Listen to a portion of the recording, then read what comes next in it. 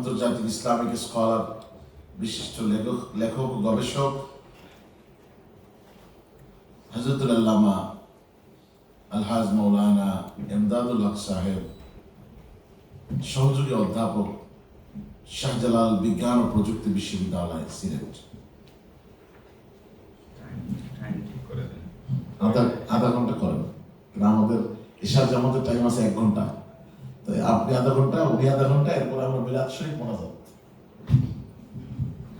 এর মধ্যেই আমাদের যেহেতু টাইম মেনেই চলতে হবে, কারণ আমেরিকায় সবাই বিজি ব্যস্ত, আবার অনেকে কাজ দেখে আসছেন, কাজে যাবেন, আবার কালকে কাজ আছে, সকালে চলে যাবেন। তো গুরুত্বপূর্ণ কথা, আমরা চুম্বক চুম্বক কথা শুনবো ইনশাআল্লাহ। বলেন আল্লাহুম্মা আমিন।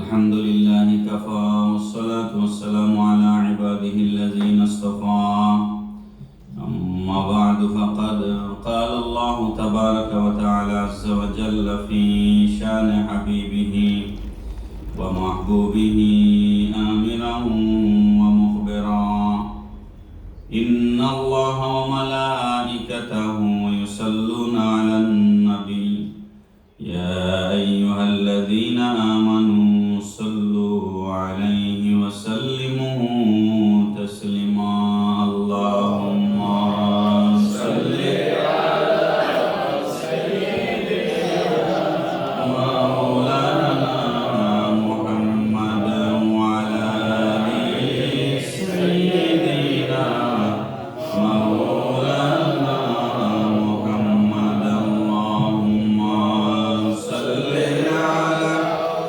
سيدنا مولانا محمد وعلى آل سيدنا مولانا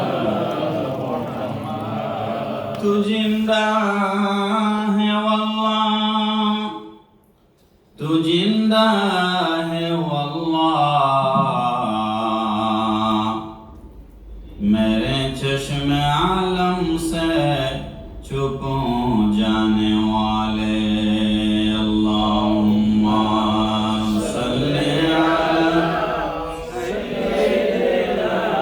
मौलाना मुहम्मद वअला आलि सय्यिदिना मौलाना मुहम्मद बलगल उला बिकमालिहि कशफत दुजा बिजमालिहि हसनत जमीउ खसालिहि सल्लु अलैहि वालिहि।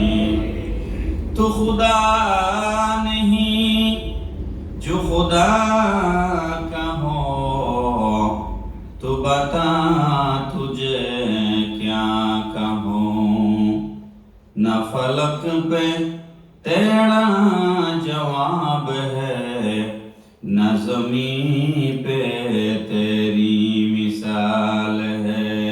बलगल उला बिकमालिहि कशफत दुजा बिजमालिहि हसनत जमीउ खसालिहि सल्लु अलैहि वालिहि।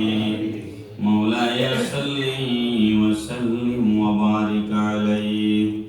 अऊज़ु बिल्लाहि मिनश शैतानिर रजीम। बिस्मिल्लाहिर रहमानिर रहीम।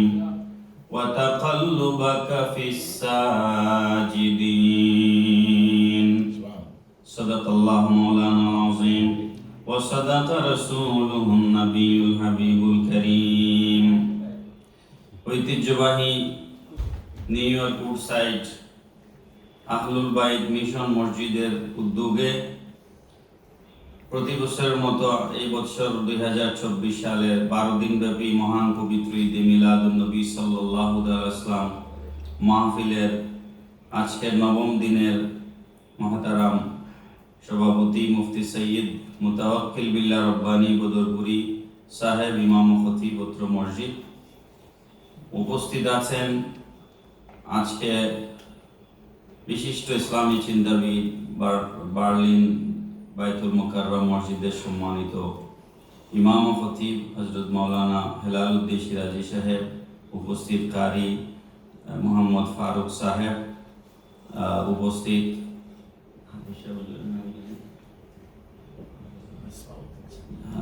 প্রবীণ আলেম এবং হাফিজ, আচ্ছা, এই মসজিদের সাবেক ইমাম ও খতিব হাফিজ মিসবাউদ্দিন সাহেব মাদ্দারুল্লাহ আলী, এবং উপস্থিত এই মসজিদের সম্মানিত ইমাম সাহেব জনাব হাফিজ টিপুর রহমান সাহেব সহ আমার সামনে উপস্থিত অসংখ্য মুরব্বিয়ানে কেরাম এবং যারা যেখান থেকে শুনছেন, আসসালামু আলাইকুম ওয়া রাহমাতুল্লাহি ওয়া বারাকাতুহু। আমি এই মসজিদে, এটা আমার প্রথমবার নয়, গত বছরও আমি এসেছি, এর আগেও আমি এসেছি। এই জন্য আমি আমার অত্যন্ত প্রিয় ভাই নুরুল ইসলাম ভাইকে আমি আমার পক্ষ থেকে ধন্যবাদ জানাচ্ছি যে বারবার উনি আমাকে এখানে ডাকেন, এবং বিশেষভাবে ইমাম সাহেব, খতিব সাহেব হুজুরকেও ধন্যবাদ জানাচ্ছি। এখানে আসবারও বহু আগে ওনার সাথে আমার পরিচয় ছিল, এবং বাংলাদেশের বেশ সমস্ত উলামায়ে কেরামের সাথে ওনার খুব ভালো পরিচয় আছে। আল্লাহ পাক ওনার নেক হায়াত দান করুন। তো এই সমস্ত দেশে আমি আলহামদুলিল্লাহ বহুত জায়গা ঘুরছি। এবার ইউরোপ সফর করছি। আমি বহুত জায়গায় এই কথা বলেছি যে আমাদের দেশের মাহফিল আর আপনাদের দেশের মাহফিলগুলো একটু মেইন পার্থক্যটা হচ্ছে সময়ের। আমরা সিরাজি সাহেব জার্মানি যাবার আগে দেশে বহুত ওয়াজ করেছে, আর আমরা এখন দেশে করি। আমাদেরকে ওয়াজে দাওয়াত দিলে টাইম বলে কমপক্ষে 1.5 ঘন্টা, 2 ঘন্টা, হুজুর আজকে 2.5 ঘন্টা ওয়াজ করবেন, মানে কম ওয়াজ করলে মুসল্লিরা নারাজ হয়। আর এখানে হচ্ছে শর্ট করতে হয়, 20 মিনিট, আধা ঘন্টা, তো শর্টে কথা বলা খুব মুশকিল। আলহামদুলিল্লাহ আমি বেশ জুলুমের মধ্যে ছিলাম। আমার পিএইচডি থিসিস 1 বছর পড়েছিল, আমার ডিফেন্স নেনা গত এই বছরের জুনের 6 তারিখ আলহামদুলিল্লাহ আমার পিএইচডি অ্যাওয়ার্ড হয়েছে, আল্লাহ শুকরিয়া। আমি অনেক 8 বছরে পিএইচডি শেষ করেছি। কোভিড-19 এর জন্য আমার 2 বছরের মতো সময় নষ্ট হয়েছে, আর ইউনিভার্সিটি কর্তৃপক্ষ 1 বছর আমার সময় নষ্ট করেছে। তো হিসেবে 5 বছর, কিন্তু কাগজে পত্রে 8 বছর। তাও আলহামদুলিল্লাহ শেষ পর্যন্ত হয়েছে, আল্লাহ শুকরিয়া। তো এখানে কম সময়ে কি কথা বলা যায় সেটা ভাবছি। খুব সংক্ষেপ করে বলবো, পৃথিবীতে টাকা ব্যয় করবার, অর্থ খরচ করবার বহু খাত আছে না? আমরা বাড়িঘর বানাই, টাকা খরচ করি। আপনারা যারা আমেরিকা থাকেন, লন্ডন থাকেন, আমি গত এপ্রিল এবং মে মিলায়া প্রায় 20-25 দিন আমি লন্ডন ছিলাম। ফ্রান্স গেছি, সুইডেন গেছি, ডেনমার্ক গেছি, আলহামদুলিল্লাহ। তো বহু মানুষের সাথে সাক্ষাৎ হয়, পরিচয় হয়, কথা হয়। থাকেন আপনারা নিউ ইয়র্কে, বাড়িতে একটা ডুপ্লেক্স বাড়ি আছে, গ্রামের বাড়িতে কোটি কোটি টাকা খরচ করেন আপনারা, কিন্তু হাদিস শরীফ অনুযায়ী নবী পাক সাল্লাল্লাহু আলাইহি ওয়াসাল্লাম বলেছেন সবথেকে অপ্রয়োজনীয় ব্যয় হচ্ছে বাড়ি নির্মাণের ব্যয়। এটা হাদিস শরীফ আছে। মানুষ বাড়ি নির্মাণের পিছনে যে টাকা খরচ করে, এটা সবথেকে অপ্রয়োজনীয়, কারণ এটার কোনো রিটার্ন আসে না। এটা এমন একটা ইনভেস্টমেন্ট, এটার কোনো রিটার্ন আসে না। আর আপনি যখন এই দুনিয়া ছেড়ে চলে যাবেন, আপনি মার্বেল পাথর লাগাইলেন, টাইলস লাগাইলেন না মোজাইক করলেন, এগুলা কোনো কিছুই আপনার কবরে যাবে না। কথাটা কি ঠিক না? ঠিক।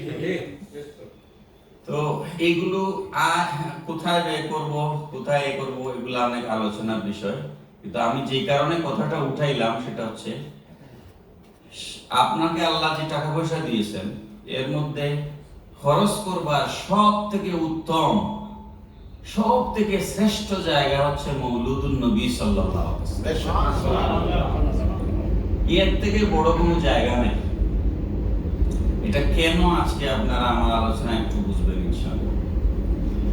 ভারতবর্ষের যাদের যেই ধারায় হাদিস শরীফের চর্চা হয়েছে ভারতের জমিনে, এর মধ্যে একজন অন্যতম হচ্ছেন শাহ আব্দুর রহিম মুহাদ্দিসে দেহলভী রহমতুল্লাহ আলাইহি।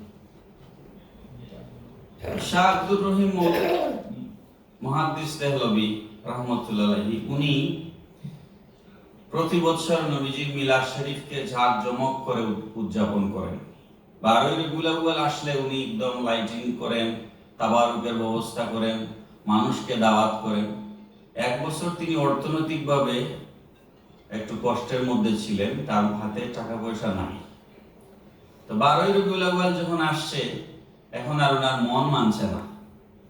তো উনি কিছু, আমরা সিলেটি ভাষায় কয় সানা বুট, সানা, আর অন্য অন্য এলাকায় বলে সুলা বুট, কিছু সোলা বুট তিনি ভাজি করে বেশি মেহমান দাওয়াত না দিয়ে আশপাশের বন্ধু বান্ধবকে দাওয়াত করে তিনি মিলাদুন নবীর মাহফিল আয়োজন করেছেন। মাহফিল শেষে উনি যখন বিছানায় শুইতে গেছেন, তন্দ্রা ভাব আসছে, তিনি দেখেন রাসূল করিম সাল্লাল্লাহু আলাইহি সাল্লাম ওনার ঘরে হাজির হয়েছে এবং নবীজি দিনের বেলা শাহ আব্দুর রহিম দেহলভী রহমতুল্লাহ আলাইহি যে সোলাবুট দিয়ে মিলাদ শরীফের আয়োজন করেছিলেন, ওই সোলাবুটের প্লেট আল্লাহর নবী সামনে নিয়ে বসে আছে। সুবহানাল্লাহ। এটা দিয়ে উদ্দেশ্য কি, যে আপনি কতটা আন্তরিকভাবে রাসূল সাল্লাল্লাহু আলাইহি ওয়াসাল্লাম মিলাদ শরীফের মাহফিলের আয়োজন করলেন, এটা এখানে ইম্পর্টেন্ট। কত টাকা খরচ করলেন এটা ইম্পর্টেন্ট না। আব্দুর রহিম দেহলভী রহমতুল্লাহ আলাইহির সোলাবুট আল্লাহর রাসূলের কাছে পছন্দ হয়ে গেছে, যেহেতু এটা তিনি আন্তরিকভাবে করেছেন। এই জন্য আমাদের কাজ হচ্ছে আন্তরিকভাবে করা। যুগে যুগে রাসূল করিম সাল্লাল্লাহু তাআলা আলাইহি ওয়াসাল্লামকে নিয়ে নানান কথাবার্তা হয়েছে। পৃথিবীতে আল্লাহর রাসূলের জীবনীর বিরুদ্ধে ইহুদি খ্রিস্টানরা যত বই লিখেছে, পৃথিবীতে অন্য কোনো বিষয় নিয়ে অত বই লেখা নেই, বুঝছেন? এরা যখন কোরআনের বিরুদ্ধে কথা বলেছে, যখন কোরআনের বিরুদ্ধে কথা বলে পারে নাই, কারণ আল্লাহ তো কোরআন শরীফে পরিষ্কার করে বলে দিয়েছেন, ইন্না নাহনু নাযালনা যিকরা ওয়া ইন্না লাহু লাহাফিজুন। ইন্না নাহনু নাযালনা যিকরা, এই জিকির, এই কোরআনকে আমি নাজিল করেছি, আর এটার হেফাজতের দায়িত্ব আমি আল্লাহর। মাঝে মাঝে দেখেন না, কোরআন ছিঁড়ে ফেলে দেয়, আগুন লাগিয়ে দেয়, পায়ের নিচে ইয়ে করে দেয়। আমাদের দেশের একজন হিন্দু ভদ্রলোক আছে, গান গায়, আপনারা অনেকে চিনবেন, তার নাম নকুল কুমার বিশ্বাস। সে একটা গান লিখেছে, যদি আগুন লেগে ধ্বংস হয় পৃথিবীর সব বইয়ের দোকান, তবু বিশ্ব থেকে হারাবে না পবিত্র কোরআন। কথাটা লিখেছে হিন্দু লোক। কেন কেন হারাবে না, এটা পরের লাইনে গিয়ে সে উত্তর দিয়েছে। সব কোরআন, সব যদি কাগজের কোরআন, যেটা কাগজে ছাপা হয়েছে, এটা যদি সব আগুন লাগায় পোড়ায় দেওয়া হয়, লক্ষ লক্ষ কোটি কোটি, বর্তমান হিসাব অনুযায়ী সারা পৃথিবীতে 8 কোটিরও বেশি হাফিজে কোরআন আছে। এরা আবার কোরআন ছাপাবে, এটা ধ্বংস করা সম্ভব নয়। এই জন্য তারা আঘাত করেছে, ইহুদি খ্রিস্টানরা, বিধর্মীরা, রাসূলের সিরাত মুবারকের উপরে। যদি আল্লাহর রাসূলের মহব্বত মুসলমানদের অন্তর থেকে সরিয়ে দেওয়া যায়, একটা কথা খেয়াল রাখবেন, যার অন্তরে নবীজির মহব্বত আছে, ওই মানুষ কখনোই টেররিস্ট হতে পারে না। নবীর আশেক কোনোদিন উগ্র হয় না। যার অন্তরে নবীর মহব্বত আছে, সে হবে সফট। এখন এইটাই তারা চেষ্টা করেছে, যে অন্তর থেকে যদি, মানুষের অন্তর থেকে যদি নবীজির মহব্বতকে দূর করে ফেলা যায়, তাহলে এই মুসলমান উগ্র হয়ে যাবে, এই মুসলমান এক্সট্রিমিস্ট হয়ে যাবে, টেররিস্ট হয়ে যাবে, জঙ্গি হয়ে যাবে। আর জঙ্গি বানাতে পারলে আমরা এই জঙ্গিবাদ, এটা তো ওয়ার্ল্ডে এমন একটা ফেনোমেনা, এটা হচ্ছে না ছোঁয়া যায় না ধরা যায়, বানানো একটা জিনিস, বুঝছেন? আর এটা দিয়ে আমাদেরকে এটা করা হচ্ছে, সারা পৃথিবীতে মুসলমানদের উপর নির্যাতন। যাই হোক, আমি সেদিকে গেলে মূল কথা হারায় ফেলবো। তো নবী পাক সাল্লাল্লাহু তাআলা আলাইহি ওয়াসাল্লাম জীবনের উপর অনেক আঘাত এসেছে। প্রথম যখন আল্লাহ রাসূল সাল্লাল্লাহু তাআলা আলাইহি ওয়াসাল্লাম জমিনে তাশরীফ এনেছেন, আল্লাহর হাবিব সাল্লাল্লাহু তাআলা আলাইহি ওয়াসাল্লাম নিজে নিজের সম্পর্কে, বুখারী শরীফের হাদিস, আমি এই হাদিসটা পড়ার পরে আমার মনে হয়েছে পৃথিবীতে আল্লাহর রাসূল সাল্লাল্লাহু তাআলা আলাইহি ওয়াসাল্লামের ইজ্জত, হুরমত, নবীজির সম্মান রক্ষার দায়িত্ব, এটা তো বহুবার কোরআনে এসেছে, কিন্তু যখন নবীজি এই কথাটা বলেছেন তখন আমার মনে হচ্ছে সারা পৃথিবীর মানুষ যদি নবীকে গালি দেয় কিছুই যায় আসে না।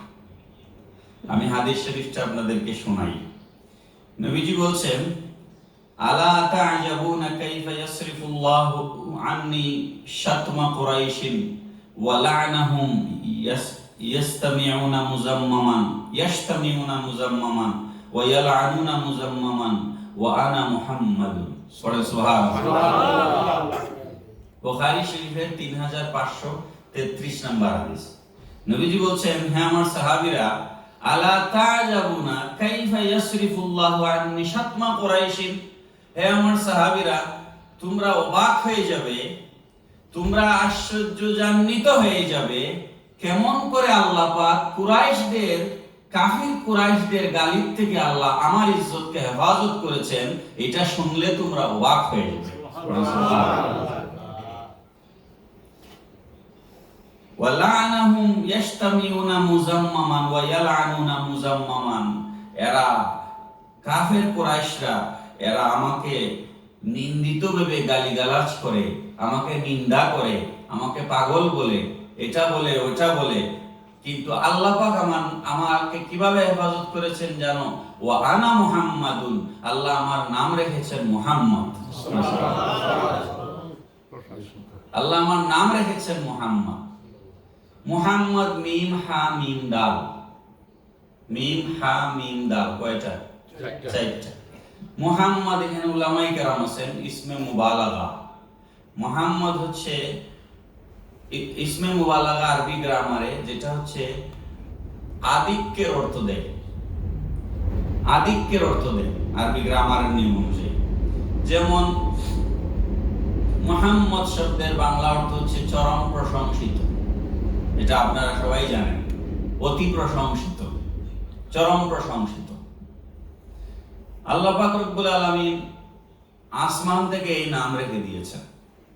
নবীজির নাম মোবারক সিলেক্টেড দুইটা, কয়টা? দুইটা, একটা হচ্ছে আহমদ আর একটা মুহাম্মদ। এই দুইটা শব্দই কোরআন শরীফে আছে। কোরআন শরীফের আয়াত তিলাওয়াত করুন। মুহাম্মাদুর রাসূলুল্লাহ ওয়াল্লাযীনা মাআহু আশিদ্দাউ আলাল কুফফারি রুহামাউ বাইনাহুম তারাহুম রুকআন সুজদান ইয়াবতাগুনা ফাদলাম মিনাল্লাহি ওয়া রিদওয়ানা। এখানে আসছে মুহাম্মদ শব্দ, মুহাম্মাদুর রাসূলুল্লাহ। আবার কোরআন শরীফের আয়াত আপনি তিলাওয়াত করুন। ওয়া মুবাশশিরাম বিরাসূলিন ইয়াতি মিন বা'দি ইসমুহু আহমদ। পড়েন না সুবহানাল্লাহ। এখানে সব লেখা আছে, মাশাআল্লাহ। জি মাশাআল্লাহ। এগুলা হচ্ছে নবীজির নাম মোবারক, সিফতি নাম। নবীজির আল্লাহর 99টা নাম আছে, নবীজিরও 99টা নাম আছে। সুবহানাল্লাহ। আল্লাহর নামগুলো আছে, মাশাআল্লাহ। তো নবীজি বলেছেন, আল্লাহ পাক আমার নাম মুহাম্মদ রেখে কাফের কুরাইশদের গালি থেকে আমাকে হেফাজত করেছেন। সুবহানাল্লাহ। এটা হাউ ইজ ইট পসিবল? এটা একটু দেখি। মুহাম্মদ শব্দের বাংলা অর্থ হচ্ছে চরম প্রশংসিত জন। কোরআন শরীফে এসেছে মক্কার কাফেররা আল্লাহর রাসূলকে পাগল বলেছে। আল্লাহ কোরআনে আয়াত নাজিল করে তাদের কথার জবাব দিয়েছেন, মা সাহিবুকুম বিমাজনুন, তোমাদের সাথী আমার বন্ধু মুহাম্মদ সাল্লাল্লাহু আলাইহি ওয়াসাল্লাম পাগল নন। এখন খুব ভালো করে কথাটা খেয়াল করবেন। আপনি বললেন, কোন একটা মানুষ বলল মুহাম্মদ লোকটা ভালো না, বা মুহাম্মদ লোকটা খারাপ, বা মুহাম্মদ লোকটা পাগল। এখন আপনি পুরা জিনিসটাকে যদি অর্থ করেন, তাহলে চরম প্রশংসিত ব্যক্তিটি পাগল। কি বুঝছেন নি আমার কথাটা? মুহাম্মদ মাজনুন, মুহাম্মদ মাজনুন আরবিতে কেউ গালি দিল, কুরাইশ কেউ নবীকে গালি দিল, মুহাম্মদ মাজনুন, এর বাংলা অর্থ হচ্ছে চরম প্রশংসিত ব্যক্তিটি পাগল। তাহলে পাগল বলার আগে কি করলো? তারিফ করলো না? পাগল আগে বললো না তারিফ আগে করলো? আগে তারিফ করলো। এই জন্য নবীজি বলছেন, কাফেরদের গালি থেকে আল্লাহ আমাকে এভাবে হেফাজত করেছেন যে কেউ যদি আমাকে গালিও দিতে চায়, আগে আমার তারিফ করতে হবে। ওয়াহানা মুহাম্মাদু, এমন এক নাম, যেই নাম যখন রাখা হয়েছে মুহাম্মদ জাহিলিয়াতের যুগে আরবের জমিনে, এই নাম এটা পৃথিবীতে প্রথম। এর আগে মুহাম্মদ নামে কোনো নাম ছিল না। সুবহানাল্লাহ। আমি যে আয়াতে কারিমা আপনাদের সামনে তেলাওয়াত করেছি, এই আয়াতে কারিমার ব্যাখ্যায় বেদায়া ওয়া নিহায়ার মধ্যে এসেছে ওয়া তাকাল্লুবাকা ফিস সাজিদিন। আল্লাহ পাক রব্বুল আলামিন বলছেন, O my beloved messenger, I have noticed your rotation among the prostrate Muslims. আল্লাহ পাক বলতেছেন, ও আমার প্রিয় হাবিব, আমি আমাকে সেজদাকারীদের ভিতরে আপনার রোটেশন, আপনার আবর্তন আমি আল্লাহ লক্ষ্য করেছি। পড়েন সুবহানাল্লাহ। আল্লাযী ইয়ারাকা হিনা তাকুম, আমরা আযান হলে দৌড়ায় মসজিদে আসি নামাজ পড়ার জন্য, উদ্দেশ্য হচ্ছে আল্লাহর সন্তুষ্টি। আল্লাহ পাক বলেন, আল্লাযী ইয়ারাকা হিনা তাকুম, হাবিব আমার, সারা পৃথিবীর মানুষ সিজদা দিয়ে আমাকে সন্তুষ্ট করতে চায়। আল্লাযী ইয়ারাকা হিনা তাকুম, আপনার ব্যাপারটাই আলাদা। আপনি যখন নামাজে দাঁড়ান, আমি অপেক্ষা করি আপনি কখন নামাজে দাঁড়াবেন, আমি অপেক্ষা করি, আমি আল্লাহ আপনার নামাজকে দেখি। আপনি কিভাবে দাঁড়ান, আপনি কিভাবে রুকু করেন, আপনি কিভাবে সিজদা করেন, সেটা আমি দেখি। আল্লাযী ইয়ারাকা হিনা তাকুম ওয়া তাকাল্লুবাকা ফিস সাজিদিন। এই আয়াতের ব্যাখ্যায় আব্দুল্লাহ ইবনে আব্বাস রাদিয়াল্লাহু তাআলা আনহুমা থেকে হাদিস রওয়ায়াত হয়েছে, লাম ইয়াজালিল্লাহু ইয়ানকুলুনি মিনাল আসলাবিত তাইয়্যিবাতি ইলাল আরহামিত তাহিরাতি মুসাফফান মুহাজ্জাবান। আল্লাহর হাবিব সাল্লাল্লাহু তাআলা আলাইহি ওয়াসাল্লাম বলেছেন, লাম ইয়াজালিল্লাহু ইয়ানকুলুনি মিনাল আসলাবিত তাইয়্যিবাতি ইলাল আরহামিত তাহিরা।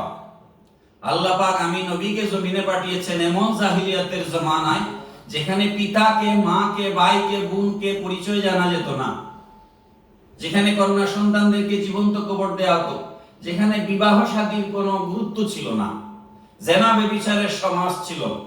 এমন একটা সমাজে আল্লাহ পাক রব্বুল আলামিন আমাকে পাঠিয়েছেন মিনাল আসলাবিত তাইয়্যিবা, পবিত্র এক পিতার থেকে, ইলাল আরহামিত তাহিরা, পবিত্র এক মায়ের গর্ভে। সুবহানাল্লাহ।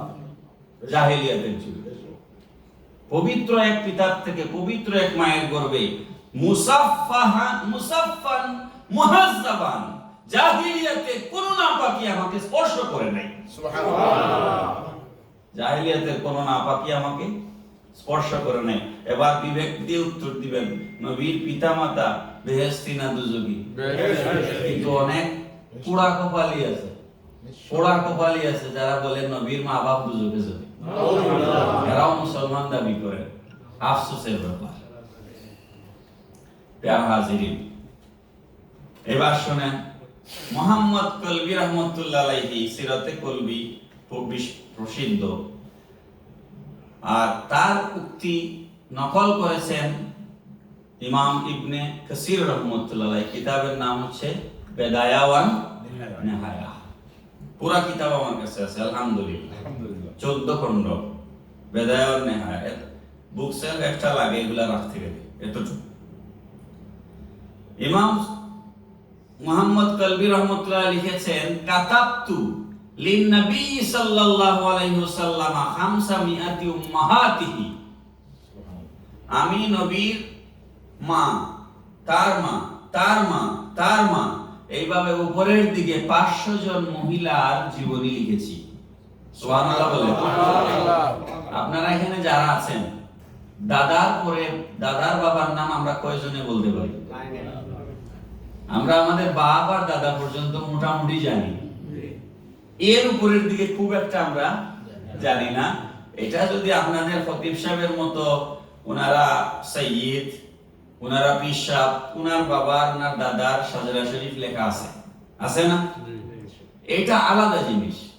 কিন্তু আমার দাদার পরে আমার দাদার নাম আমি জানি না, অনেকেই জানি না, বেশিরভাগই আমরা জানি না। এই কথাটা ঠিক না বেঠি? নবীজির ঊর্ধ্বতন মায়েদের 500 জনের তালিকা লিপিবদ্ধ করেছেন কে? ইমাম কলবি রহমতুল্লাহ। 500 মহিলা জীবনী। এটা কি মুখের কথা মনে করেন আপনারা? এটা কি একটা মুজিজা নয়? তিনি লিখে কি বলছেন এবার শুনেন। ইমাম কালবি লিখছেন, ফালাম আজিদ ফিহিন্না সিফাহান ওয়ালা শাইআন মিন আমরিল জাহিলিয়া, আমি নবীর মায়েদের উপরের দিকে 500 জন নারীর ইতিহাস লিখেছি। ফালাম আজিদ ফিহিন্না সিফাহান, তাদের মধ্যে আমি কোন ধরনের নাপাকি পাই নাই। ওয়ালা শাইআন মিন আমরিল জাহিলিয়া, জাহিলিয়াতের যুগের কোন গুনাহবলী তাদের কাউকে স্পর্শ করে নাই। সুবহানাল্লাহ। এবার রাসূলের বংশ নিয়ে কোনো কথা বলার সুযোগ আছে? কোন সুযোগ নাই। ওয়ারাকা বিন নওফল, আপনারা নাম শুনেছেন। ওয়ারাকা বিন নওফল তিনি ছিলেন খাদিজা রাদিয়াল্লাহু তাআলা আনহার চাচাতো ভাই, যিনি ছিলেন তাওরীত, জবুর, ইনজিলের পণ্ডিত। তার একজন বোন ছিল ওয়ারাকা বিন নওফলের, তার নাম ছিল ফাতেমা বিনতে উম্মে কিতাব। সম্ভব সুন্দরী নারী। তিনি রাসূলের পিতা খাজা আব্দুল্লাহ রাদিয়াল্লাহু আনহু রাস্তা দিয়ে গেলে উনি ঘর থেকে বের হয়ে দাঁড়ায় থাকতো ওনাকে দেখার জন্য। সুবহানাল্লাহ। কাকে? নবীর বাবাকে। কারণ কি জানেন? নবীর বাবার কপালের মধ্যে নূরে মুহাম্মদী স্থাপিত ছিল। আল্লাহু আকবার। এই কপালের মধ্যে নূর মুবারক স্থাপিত ছিল, এটা দেখার জন্য রাস্তায় দাঁড়ায় থাকতো। সিরাতের কিতাবগুলোতে এসেছে শত শত মহিলারা আরবে আব্দুল্লাহকে বিয়ে করবার জন্য প্রস্তাব পাঠাছে। আর ফাতেমা ওরফে উম্মে কিতাব, যিনি ওয়ারাকা বিন নওফলের বোন, তিনি নিজে রাস্তায় দাঁড়ায়া আব্দুল্লাহকে বিয়ের প্রস্তাব দিয়েছে যে তুমি আমাকে বিয়ে করো। তিনি বললেন, এটা ডিসিশন আমার হাতে না, এটা আমার বাবা জানে। সুবহানাল্লাহ বলেন। দেখেন জাহিলিয়াতের যুগের ঘটনা, কিন্তু এটা ডিসিশন আমার হাতে না। নিজেরা আপনার দেশে না, এখন আমাদের দেশেও করে ছেলে মেয়েরা। বিয়ে যখন হয়ে গেছে, কার সাথে? আমেনা বিনতে ওয়াহাব। আমেনা বিনতে ওয়াহাব রাদিয়াল্লাহু আনহা, নবীর মা। তার সাথে যখন হযরত আব্দুল্লাহর বিয়ে হয়ে গেছে, এগুলা লম্বা চড়া কথা, সব কথা তো বলার সুযোগ হাতে নাই। নবীজির নানা বাড়িও ছিল মদিনা শরীফ, নবীজির বাপের শ্বশুর বাড়িও ছিল মদিনা শরীফ। বুঝছেন? মদিনার সাথে নবীজির আগের থেকেই সম্পর্ক ছিল। তো আমেনা বিনতে ওয়াহাব মদিনাতুল মুনাওয়ারার সম্ভ্রান্ত ফ্যামিলির মহিলা, ওনার সাথে বিয়ে হলো খাজা আব্দুল্লাহ। বিয়ের পরের দিন তিনি যখন বাসার থেকে বের হয়ে রাস্তা দিয়ে যাচ্ছেন, ওয়ারাকা বিন নওফলের বোন রাস্তায় দাঁড়ায় আছে আব্দুল্লাহকে দেখার জন্য। আজকে আর আব্দুল্লাহকে সে ডাকে না।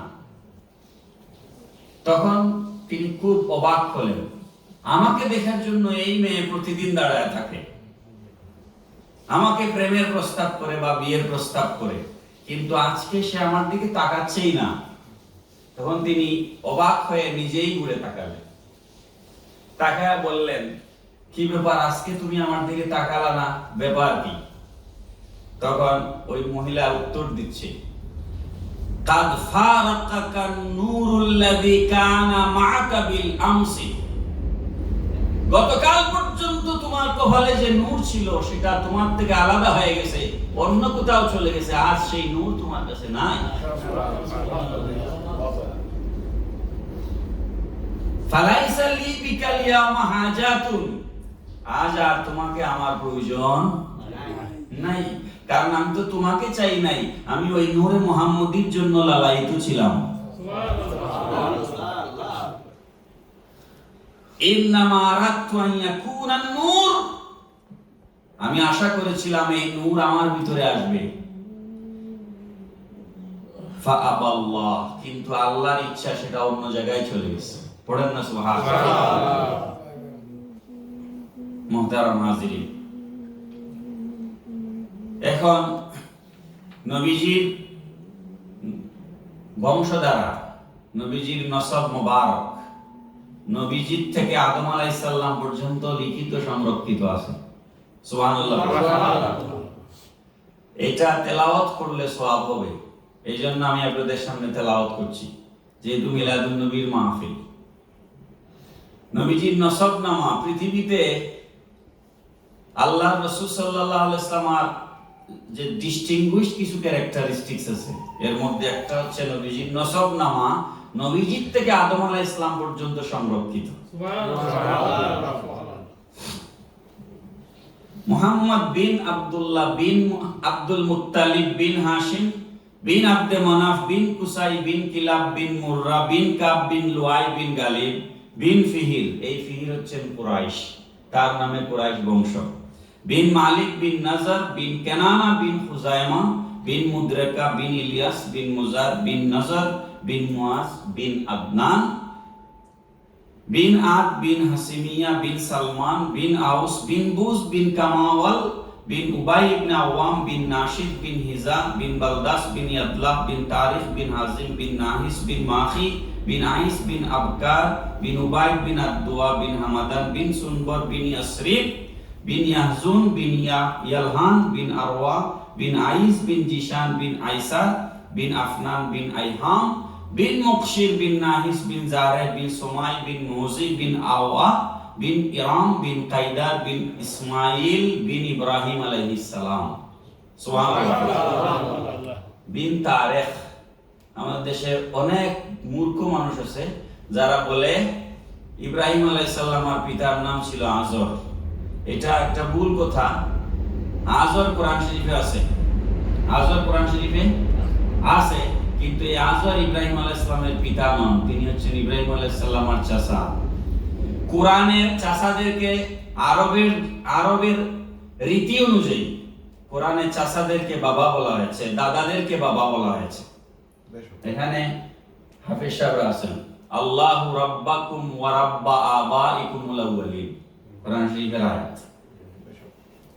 তো কোরআন শরীফে বা পিতাকেও বাবা বলা হয়েছে, চাচাকেও বাবা বলা হয়েছে, দাদাকেও বাবা বলা হয়েছে। এজন্য আমাদের দেশে এগুলা প্রচলন আছে, বড় আব্বা, ছোট আব্বা, মেজ আব্বা এগুলো ডাকে, আছে না চাচাদেরকে? এটা কোনো নাজায়েজ কিছু নয়। তো ইব্রাহিম আলাইহিস সালামের পিতা কখনোই মূর্তি পূজারী ছিলেন না। ইব্রাহিম আলাইহিস সালামের পিতা মূর্তি পূজারী হলে আমার রাসূলের বংশের উপর আঘাত আসে, এটা আপনাকে খেয়াল রাখতে হবে। ইব্রাহিম আলাইহিস সালামের চাচা আজর ছিলেন মূর্তি পূজারী। তো ইব্রাহিম বিন তারিখ বিন নাহুর বিন সারুক বিন রাউ বিন ফালেহ বিন আবেদ বিন শালেহ বিন আরফাখশাদ বিন শাম বিন নূহ আলাইহিস সালাম বিন লামেক বিন মাতুশলাহ বিন আখনুক ইদ্রিস আলাইহিস সালাম বিন ইয়াদ বিন মাহলাইল বিন কায়নান বিন আনুশ বিন শীশ বিন আদম আলাইহিস সালাম। বলেন সুবহানাল্লাহ। এটা হচ্ছে আমার রাসূলের নসবনামা। আমার মনে হয় আজকে আর আমি সামনের দিকে আগানো ঠিক হবে না, যেহেতু অনেক আলেম ওলামা আছেন, যেমন ধরেন কইন মারামারি, এটা তো আমাদের বাঙালিদের ঐতিহ্যগত সংস্কৃতি। তো আমি চাইলে এখন মাইক আরো 10 মিনিট চালায়া হেলাল হিসাবে বয়ান করার সুযোগ দিলাম না। এটা আমরা করতে পারি খুব, এই ক্ষেত্রে বাঙালিরা খুব অভিজ্ঞ, ঠিক না? কিন্তু ওনাকে তো আমি পছন্দ করি সত্যিকার অর্থে, ওনারা আমার ভালো লাগে, তো এই জন্য টাইম ওনার জন্য ছেড়ে দিব। তো যদি আমি যেটা বলতেছিলাম, আমরা তো ইনশাআল্লাহ নূর ভাই আছি, ছড়িয়েছি আলোচনা করবো। আলোচনাটা যে একটা ধারাবাহিকতা শুরু হয়েছিল, আমরা যদি আরো 10-15 মিনিট, আমার তো হুজুর একটা নাম দিয়েছিল এই ভাই আহলুল বাইত মসজিদে আসলে, আসলে আমি যে ওয়াজ করি না, আমি আসলে কিছু নাতে রাসূল করি, এটা নাতে রাসূলের মসজিদ, এটা নবী প্রেমের এক নিদর্শন মনে হয়। তো সেই দিকে আমরা আলোচনা করব। আপনি যেহেতু আলোচনা করছিলেন, আরো 10-15 মিনিট করলে এটার একটা আমরা গোড়া পর্যন্ত বুঝতে পারবো। অনেক সময় আবার আলোচনাটা এইভাবে আসে না, দেখা যাবে অন্যদিকে আবার চলে যাবেন। তো আমার মনে হচ্ছে একটা ধারাবাহিক সুন্দর আলোচনা হচ্ছে, আরো 15-20 মিনিট করলে পরে আমি একটু 5-7 মিনিট 10 মিনিট অসুবিধা, আমি তো আরো আছি 2 দিন আপনাদের মাঝে। আমি কিন্তু এমন আলোচনা ছিল যে আমি মানে বলতে পারি নাই, নবীর এই আলোচনা বলা যায় না যে আপনি শেষ করে দেবেন, কিন্তু আমার কথাটাই লাহানে মদিনা সিরাজি সাহেবের জবান থেকে বাইরে গেছে। বলেন আলহামদুলিল্লাহ। আসল ব্যাপার কি জানেন? মান তাওয়াদা লিল্লাহি রাফাহুল্লাহ, হাদিস শরীফ, যে আল্লাহর জন্য বিনয়ী হয় আল্লাহ তার ইজ্জত বাড়িয়ে দেন। ফলদার বৃক্ষ সব সময় মাথা নিচের দিকে থাকে, আকাশী গাছ শুধু উপরের দিকে ওঠে, কারণ এটাতে কোনো ফল ধরে না। আর যে গাছে ফল হয় সেটার ডালপালা নিচের দিকে ঝুঁকে। এই জন্য জ্ঞানীরা সব সময় বিনয়ী হন। তো আল্লাহ ওনার বিনয়ের কারণে ইজ্জত বাড়ায় দিন, সবাই পড়ি আমিন। তো যাই হোক, ওনার শিডিউল 2 দিন প্রোগ্রাম আছে আপনাদের এখানে, উনি লম্বা চড়া কথা বলতে পারবেন ইনশাআল্লাহ। আর মাহফিল তো অনেক জায়গাতেই হয়, কিন্তু এটা যেটা আমার সিরাজি ভাই বললেন যে আহলুল বাইত, এই নামটার একটা বরকত যেন এখানে আছে। আমি তো এবার নিয়ে কয়েকবার আসলাম এখানে, মিলাদুন নবী ছাড়াও এসেছি। এখানে আহলুল বাইত এই শব্দটা, নবীর পরিবার, এই নবীর পরিবারের মানুষদের যে বিনয় আদব, এইটা এখানকার মুসল্লিদের মধ্যে আসলে পাওয়া যায়। আলহামদুলিল্লাহ, এখানে এরকম একটা পরিবেশ বিরাজ করে, কথা বলতে ইচ্ছা করে। আর কথা তো আমরা বলি না, কথা তো বলানেওয়ালা বলায়। কথা কি আমরা নিজেরা বলতে পারি না? কথা তো বলানেওয়ালা বলান। তো যাই হোক,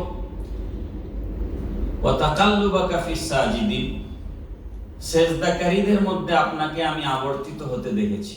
আমার মূল কথা ছিল এটা।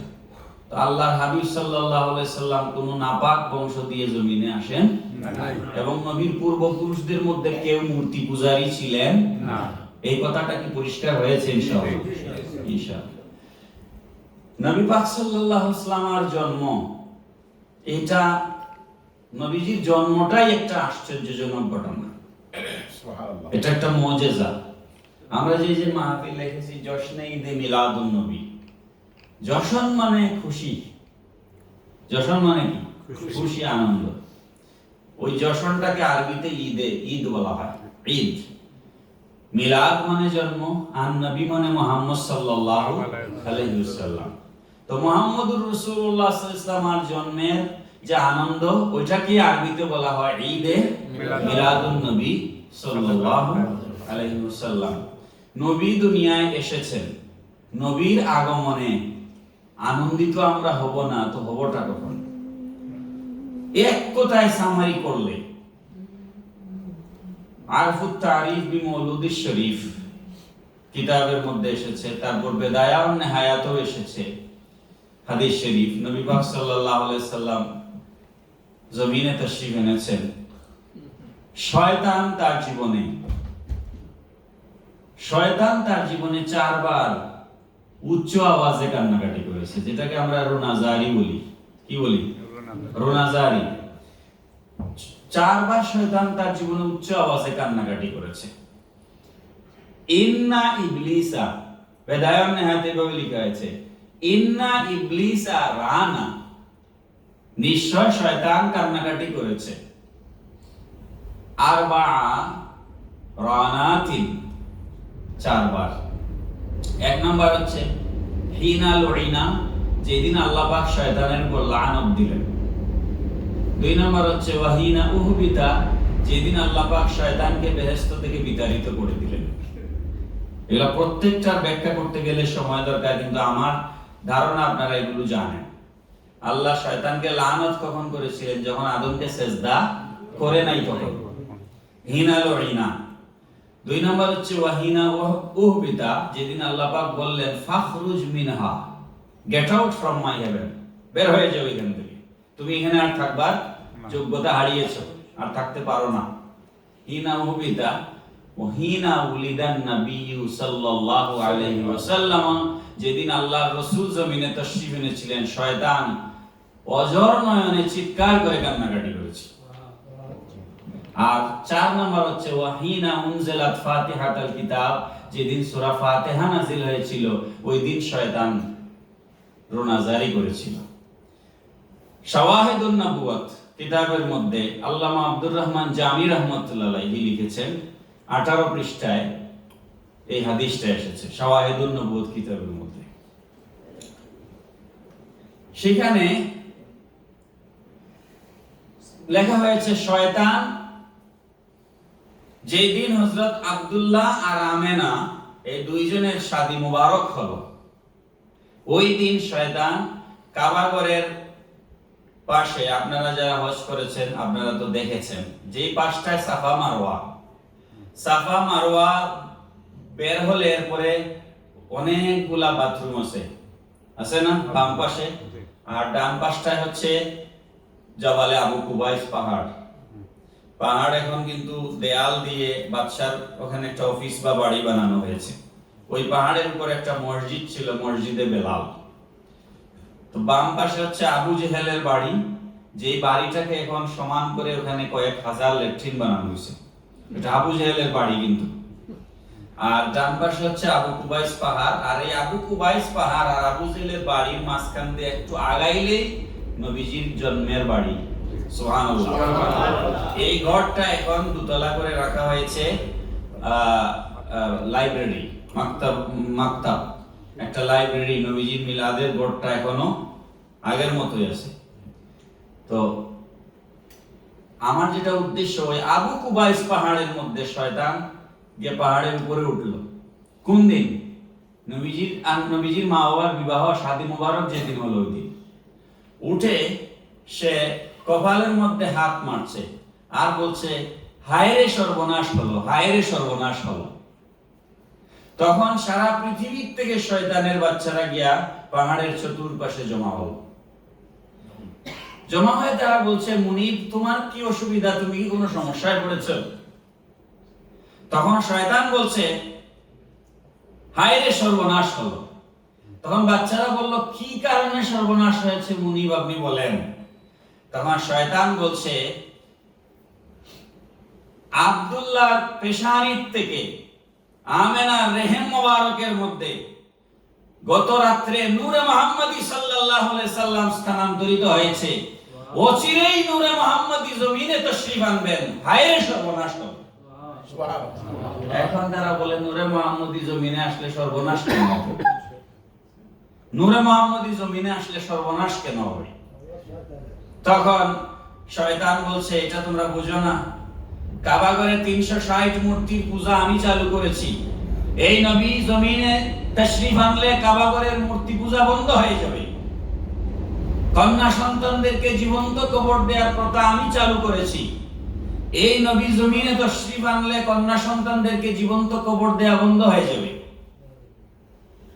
এই নবী জমিনে তাশরীফ আনলে আর সুদ চলবে না, ঘুষ চলবে না, জেনা ব্যভিচার চলবে না, সব বন্ধ হয়ে যাবে। তো তোমরা শয়তানি করবা কোথায়? সুবহানাল্লাহ। এখন আপনারা বলেন তো, নবী দুনিয়ায় আসাতে অসুবিধা কার হইছে? আমাদের কারো কোনো অসুবিধা? তাহলে নারাজ হওয়ার কোনো কারণ আছে? আমিনা রাদিয়াল্লাহু তাআলা আনহা বলছেন, আমার পুত্র মুহাম্মদকে আমি যখন পেটে ধারণ করেছি, অন্যান্য আরবের মহিলারা সন্তান পেটে ধারণ করলে পেটের সাইজ বড় হয়। আপনারা যে কোনো ডাক্তারকে জিজ্ঞেস করে দেখবেন, মায়ের গর্ভ যেটাকে আরবিতে রেহেম বলা হয়, ইংরেজিতে ওম বলা হয়, সেই রেহেমের সাইজ হচ্ছে জেনারেল নরমাল সাইজ হচ্ছে, একটা মায়ের রেহেমের সাইজ হচ্ছে 7 সেন্টিমিটার। 7 সেন্টিমিটারের একটা রেহেমের ভেতরে আমাদের বড় হওয়া শুরু হয়। সেটা একটা ব্লাডারের মতো বড় হতে হতে সেটা 35 সেন্টিমিটার পর্যন্ত বড় হয়, 9 মাস 9.5 মাস পর্যন্ত। তারপরে আমরা জমিনে আসি। পৃথিবীতে কোনো মা নাই সন্তান পেটে আসলে পেট বড় হয় না, কিন্তু আমেনা বলছেন আমার সন্তান পেটে এসেছে, আমার পেট 1 সুতা পরিমাণও বড় হয় নাই, আমি কোনো ওজন অনুভব করি নাই। বরং আমি যখন পানি আনার জন্য কোন কূপের মুখে যাইতাম, অন্যান্য মহিলারা বালতির মধ্যে রশি বেঁধে নিচে ছেড়ে পানি টেনে তুলতো, আমি কূপের মুখের সামনে গেলে পানি উপরে চলে আসতো, আমার যেন কোনো কষ্ট না হয়। আরবের অন্যান্য মহিলারা অপেক্ষা করতো আমেনা কখন পানি উঠাইতে যাবে। আমেনা বলছেন 6 মাস যখন হলো আমার পুত্র মুহাম্মদ আমার পেটের ভিতরে, আমি বিভিন্ন রাত্রে নানান ধরনের স্বপ্ন দেখা শুরু করলাম। তো একদিন আমি স্বপ্নের মধ্যে দেখলাম একজন আগন্তুক আমার কাছে এসেছেন, আমাকে সালাম করছেন আর বলছেন, আমেনা তুমি জানো তোমার পেটের মধ্যে কাকে ধারণ করেছো? রহমতুল লিল আলামিনকে তুমি পেটে ধারণ করেছো, সাবধান, টেক কেয়ার করবে। ইনি যখন জমিনে তশরিফ আনবেন তার নাম রাখবে মুহাম্মদ। আমেনা বলছেন আমি যখন রাস্তা দিয়ে হাঁটতাম প্রচন্ড রোদের মধ্যে মেঘের খণ্ড এসে আমার মাথার মধ্যে ছায়া দিত। আমেনা বলছেন আমি যখন মুহাম্মদ সাল্লাল্লাহু তাআলা আলাইহি ওয়াসাল্লামকে যখন ভূমিষ্ঠ করার টাইম হলো, হঠাৎ করে 12 রবিউল আউয়াল রাত যখন অর্ধেক পার হয়ে গেল, আমি দেখলাম কাবা ঘরের, আমি দেখলাম আমার ঘরের ছাদ উপরের দিকে ওপেন হয়ে গেছে। সুবহানাল্লাহ, বড় করে বলেন সুবহানাল্লাহ। ঘরের ছাদ উপরের দিকে ওপেন হয়ে গেছে। আমি দেখলাম উপর থেকে এমন ভাবে নূর এসে আমার ঘর আলোকিত করছে, খেজুর গাছের মতো লম্বা লম্বা দেহ বিশিষ্ট মহিলারা আমার ঘরে এসে নাজিল হয়েছে। আমি জিজ্ঞেস করলাম আপনারা কারা? একজন বললেন আমি আসিয়া, আরেকজন বললেন আমি মরিয়ম, আর আমাদের সাথে যারা আছেন এরা হচ্ছেন বেহেশতি হুর। আমরা এসেছি আপনার খেদমতের জন্য, রহমতুল লিল আলামিন জমিনে তশরিফ আনবেন। হযরত আমেনা বলছেন হঠাৎ করে আমি লম্বা লম্বা এরকম অচেনা নারীদেরকে দেখে আমি একটু ভয় পেয়ে গেলাম। এর মধ্যে একটা পাখি এসে আমার বুকের মধ্যে মালিশ করলো। সুবহানাল্লাহ। মাওয়াহিবে লাদুনিয়া থেকে আমি এখন বয়ান করছি, আমার কাছে কিতাব আছে। আমার ভয় দূর হয়ে গেল। আমাকে একটা পাত্রের মধ্যে সাদা রঙের, সাদা কালারের শরবত খেতে দেওয়া হলো। আমি শরবত খেলাম। শরবত পান করার পরে মুহাম্মদুর রাসূলুল্লাহ সাল্লাল্লাহু আলাইহি ওয়াসাল্লাম জমিনে তশরিফ আনলেন। আমেনা বলছেন অপরাপর সাধারণ মানুষের মতো নয়, তিনি জমিনে তশরিফ আনলেন। এসে মুহাম্মদ সাল্লাল্লাহু আলাইহি সাল্লাম প্রথমেই আল্লাহকে সিজদা করলেন। সুবহানাল্লাহ, নারে তাকবীর, আল্লাহু আকবার, বিশদ্দ ওয়াল মদ্দ, জোরে সরে নারে তাকবীর, আল্লাহু আকবার, নারে রিসালাত, ইয়া রাসূলুল্লাহ, নারে রিসালাত, ইয়া রাসূলুল্লাহ। ঈদ মিলাদুন নবী সাল্লাল্লাহু তাআলা আলাইহি বাইত মিশন। আপনারা জানেন পৃথিবীতে দোলনাতে শিশু অবস্থায় কথা বলেছেন হযরত ঈসা আলাইহিস সালাম। জানেন না আপনারা? কোরআন শরীফের ঘটনা। যখন মরিয়মের দিকে, হযরত মরিয়ম আলাইহিস সালামের দিকে যখন জিনার তহমত লাগিয়েছে, কারণ মরিয়ম আলাইহিস সালামের তো বিয়েই হয়নি। যখন ঈসা আলাইহিস সালামের জন্ম হয়েছে, হযরত মরিয়ম তখন বেকায়দায় পড়ে গেছে। তখন আল্লাহ পাক জিবরাইল আলাইহিস সালামকে পাঠিয়ে বলেছেন মরিয়মকে বলো টেনশনের কোনো কারণ নাই, জবাব ঈসা দিবে। সুবহানাল্লাহ। মরিয়মের ইজ্জত হুরমত রক্ষা করার দায়িত্ব আমি আল্লাহ। সে যেন দেখায় দেয় এই বাচ্চাকে আমি কিচ্ছু জানি না, এই বাচ্চা কথা বলবে। ঈসা আলাইহিস সালাম দুলনার শিশু, কেউ কেউ লিখেছেন 4 দিনের বাচ্চা, কেউ লিখেছেন 40 দিনের বাচ্চা। জবান খুলে গেছে 40 দিনের বাচ্চা ঈসা আলাইহিস সালাম কথা বলা শুরু করেছেন। ইন্নী আব্দুল্লাহ আতানিয়াল কিতাব ওয়া জাআলানি নাবিয়্যা। চিৎকার করে বলেন সুবহানাল্লাহ। ঈসা আলাইহিস সালাম বলছেন ইন্নী আব্দুল্লাহ, আমি আল্লাহর বান্দা। আমি কোনো জেনার মাধ্যমে দুনিয়ায় আসি নাই। আতানিয়াল কিতাব, আমাকে আল্লাহ কিতাব দিয়েছেন, কিতাব। ওয়া জাআলানি নাবিয়্যা, আর আমাকে আল্লাহ নবী করে জমিনে পাঠিয়েছেন। সুবহানাল্লাহ। আর দুলনায় আমার রাসূল কথা বলেছেন। সুবহানাল্লাহ। আমার রাসূল দুলনার থেকে কথা বলেছেন। আমেনা বলছেন আমার পুত্র মুহাম্মদ ভূমিষ্ঠ হয়ে সিজদা করলেন, আর শাহাদাত আঙ্গুল উপরের দিকে তুললেন আর বললেন আশহাদু আল্লা ইলাহা ইল্লাল্লাহ ওয়া আন্নী রাসূলুল্লাহ। তিনি বললেন আমি সাক্ষী দিচ্ছি আল্লাহ ছাড়া কোনো মাবুদ নাই, আর সাক্ষী দিচ্ছি আমি আল্লাহর রাসূল। খুব আফসোস লাগে অনেক সময় লেখা দেখি বই পুস্তকে কিতাবে লিখে নবীজি 40 বছরের আগে তিনি যে নবী হবেন এরকম কোনো ধারণাই নবীর মধ্যে ছিল না। খুব আফসোস লাগে যখন কেউ কেউ এরকম কথা বলে। যাই হোক, হযরত আমিনা বলছেন আমি দেখলাম কাবাঘর। বলেন তো, খুব খুব ঈমান অত সহজ জিনিস না। ঈমান পশু পাতার পানি না যে টলমল টলমল করবে। ঈমান হচ্ছে ওয়াল জিবাল আওতাদা, যেভাবে আল্লাহ পাহাড় দিয়ে জমিনকে খিল মেরেছেন, আল্লাহ পাক রব্বুল আলামিন ঈমানদার যারা, মুমিন যারা, তাদের অন্তরের মধ্যে আল্লাহ পাক ঈমানের সিল মেরে দিয়েছেন।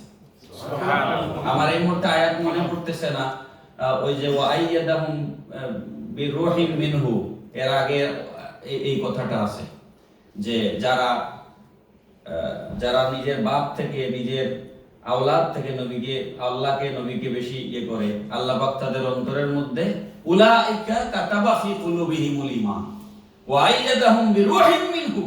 আল্লাহ বলেন ঈমানদার তো তারা, উলাইকা কাতাবা ফি কুলুবিহিমুল ঈমান, যাদের অন্তরের মধ্যে আমি ঈমানের সিল মেরে দেই। সুবহানাল্লাহ। এই সিল কচুপাতার পানির মতো নয় যে ওয়াজ একজন ভ্রান্ত হুজুরের ওয়াজ শুনলেই ঈমান নষ্ট হয়ে যায়, এটা এরকম ঈমানদার নয়। বুঝছেন তো?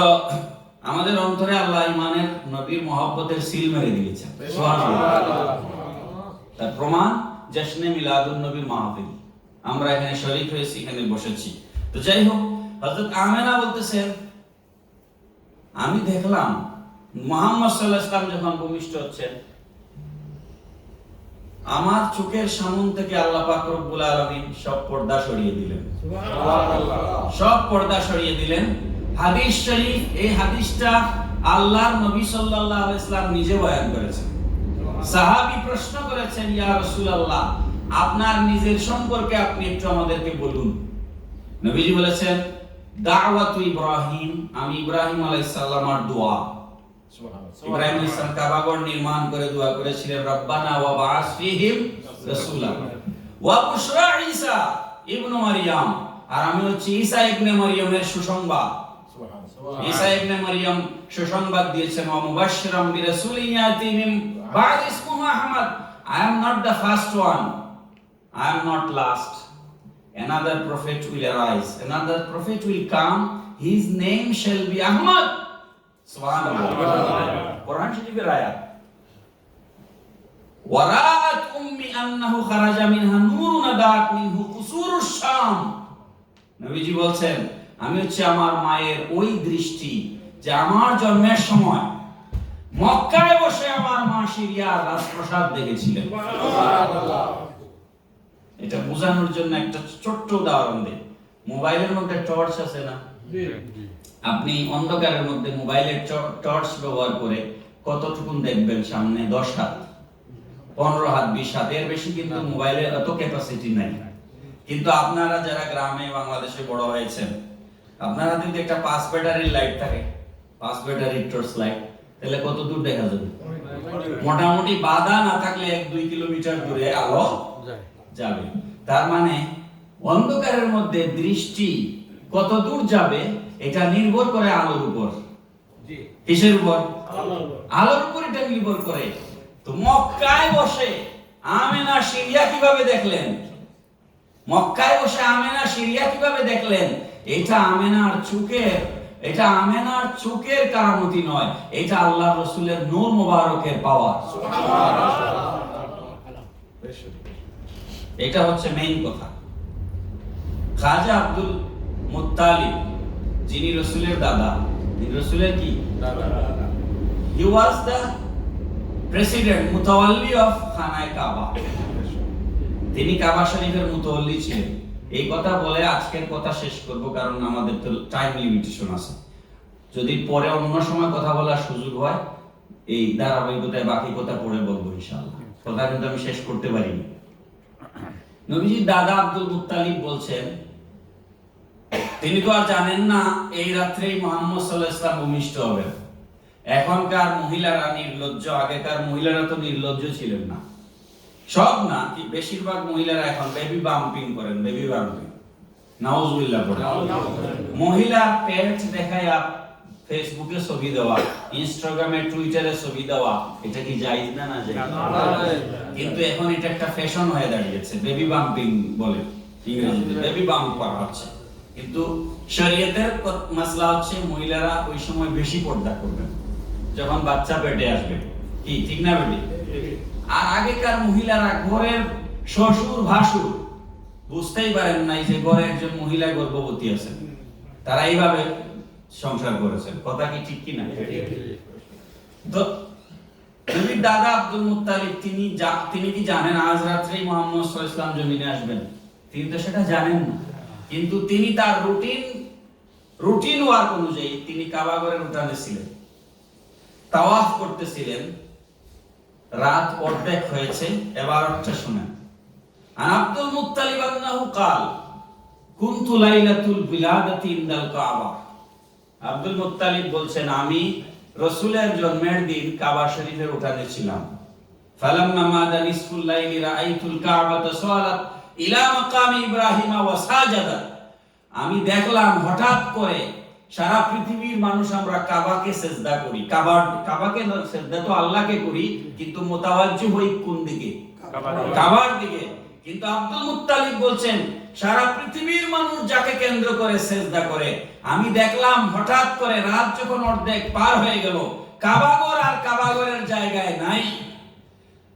রাআইতুল কাবাতা সালাত ইলা মাকামি ইব্রাহিম ওয়া সাজাদাত। আমি দেখলাম কাবাঘর মাকামি ইব্রাহিমের দিকে সিজদায় পড়ে গেছে। সুবহানাল্লাহ।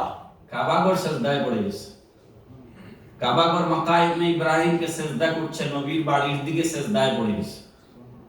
ওয়া খারাজা মিনহা সাউতুত তাকবীরি হাকাযা আল্লাহু আকবার, আল্লাহু আকবার রব্বি মুহাম্মাদ আনিল মুস্তাফা সাল্লাল্লাহু আলাইহি ওয়াসাল্লাম।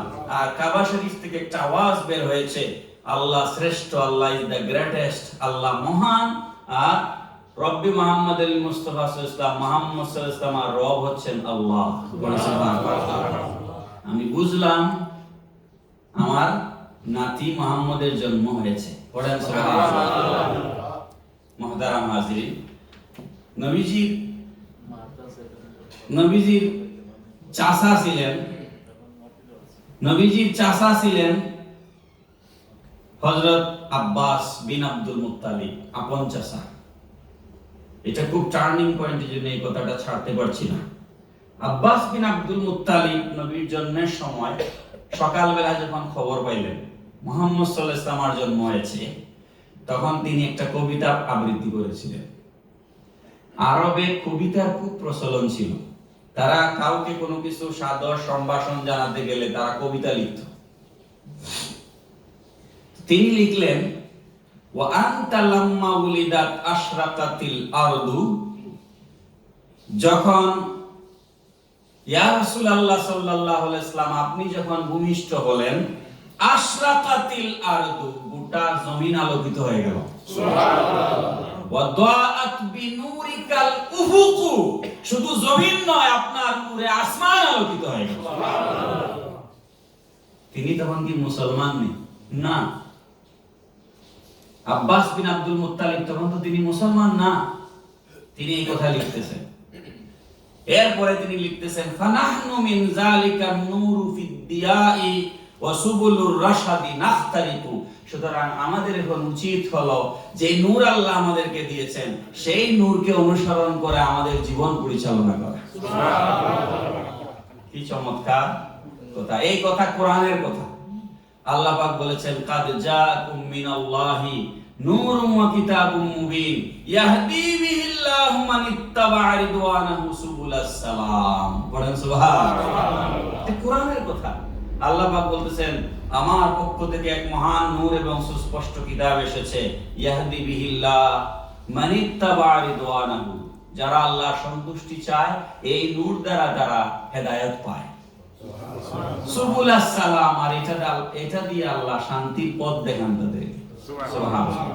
প্রিয় হাজিরিন, তো আজকে আর এখানে রাখলাম। নবীজির যখন জন্ম হলো যেই দিন, পরের দিন অর্থাৎ 12 রবিউল আউয়াল দিনের বেলা, 12 রবিউল আউয়াল দিনের বেলা আরবের একজন প্রসিদ্ধ বিখ্যাত একজন ইহুদি ছিল। যে ইহুদি পণ্ডিত, তৌরিত, জবুর, ইনজিলের পণ্ডিত ছিল। সবাই তার কাছে কোনো বিষয় প্রয়োজন হলে, জানার দরকার হলে তার কাছে যেত। ওই ইহুদি সে বলছে যে গত রাত্রে কি আরবে কোনো সন্তান ভূমিষ্ঠ হয়েছে? সুবহানাল্লাহ। তখন তারা বলল আমরা জানি না। সে তখন বলছে, এই ইহুদিটা বলছে, জাহাবাত ওয়াল্লাহি আন-নাবুওয়াতু মিন বানি ইসরাঈল, আমি দেখতে পাচ্ছি আল্লাহর কসম বনি ইসরাঈলীদের থেকে নবুয়ত অন্য জায়গায় চলে গেছে। সুবহানাল্লাহ। তারপরে সে বলছে উলিদাল লাইলাতা নাবিয়ুন হাযিহিল উম্মাহ, গত রাতে এই উম্মার নবীর জন্ম হয়েছে। সুবহানাল্লাহ। এই ইহুদি বলছে ইয়া মাশারাল কুরাইশ, মাওহেবেল দুনিয়ার ইবারত বলতেছি, ইয়া মাশারাল কুরাইশ, হে কুরাইশগণ, হাল উলিদা ফিকুমুল লাইলাতু মাউলুদিকুম, এই রাতে কি কোনো সন্তান ভূমিষ্ঠ হয়েছে? আরবরা বলছে ফাকালু ওয়াল্লাহি মা না'লামু, আমরা এই ব্যাপারে কিছু জানি না। তখন সে বলছে উলিদা লাইলাতা নাবিয়ুন হাযিহিল উম্মাহ, এই উম্মতের নবী গত রাতে জন্মগ্রহণ করেছে। সুবহানাল্লাহ। তো এইভাবে বলতে গেলে বহু কথা আছে, ইনশাআল্লাহ আমরা সুযোগ থাকলে পরে আবার বলবো। শেষ কথা হচ্ছে এটা হচ্ছে একটা খুশনসিবি, কাবাঘর যাকে তাজিম করার জন্য মাকামে ইব্রাহিমের দিকে ঝুঁকে পড়ে যায়, সেই রসুলকে, রসুলের উম্মত হিসাবে আমাদের তাজিম করার দরকার আছে না? দরকার আছে। এই তাজিমে মুস্তাফা, ইশকে মুস্তাফা, মুহাব্বতে মুস্তাফার একটা নমুনা, একটা নিশানা, একটা ইন্ডিকেটর হচ্ছে জশ্নে ঈদে মিলাদুন নবী সাল্লাল্লাহু আলাইহি ওয়াসাল্লাম। এখানে আপনারা যারা পয়সা খরচ করেন, আমার ব্যক্তিগত অভিজ্ঞতা আমি আপনাদেরকে বলি, আমার জীবনে আমার বুঝ হওয়ার পর থেকে ঈদে মিলাদুন নবী সাল্লাল্লাহু আলাইহি ওয়াসাল্লাম মাহফিল করে থাকি।